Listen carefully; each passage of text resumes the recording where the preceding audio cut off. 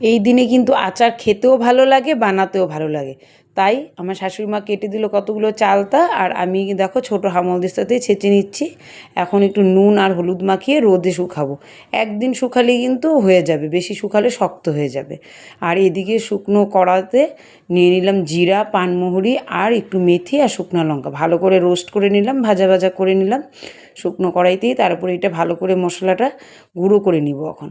গুঁড়ো করার পরে আর এই পাশে কড়াইতে দিয়ে দিচ্ছি গুড়। আর এদিকে দেখো মশলাটা কিন্তু আমার গুঁড়া হয়ে গেছে।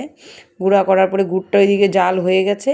গুড়টা জাল হওয়ার পরে দিয়ে দিবে আমি এখন গুড়ের মধ্যে অল্প লবণ, কেন লবণ তো মাখাই ছিল। আর ভাজা গুঁড়া যেটা বানালাম ওইটা কিন্তু অল্প মশলা দিবে আর অর্ধেকটা রেখে দিবে। তারপরে সেই চালতাটা দিয়ে দিলাম, শুকনা চালতাটা দিয়ে ভালো করে নাড়াচাড়া করে নামানোর সময় কিন্তু আবার একটু যখন হয়ে যাবে তখন কিন্তু আবার একটু মশলা দিবে। বানিয়ে খেয়ে দেখো, খুব ভালো লাগবে।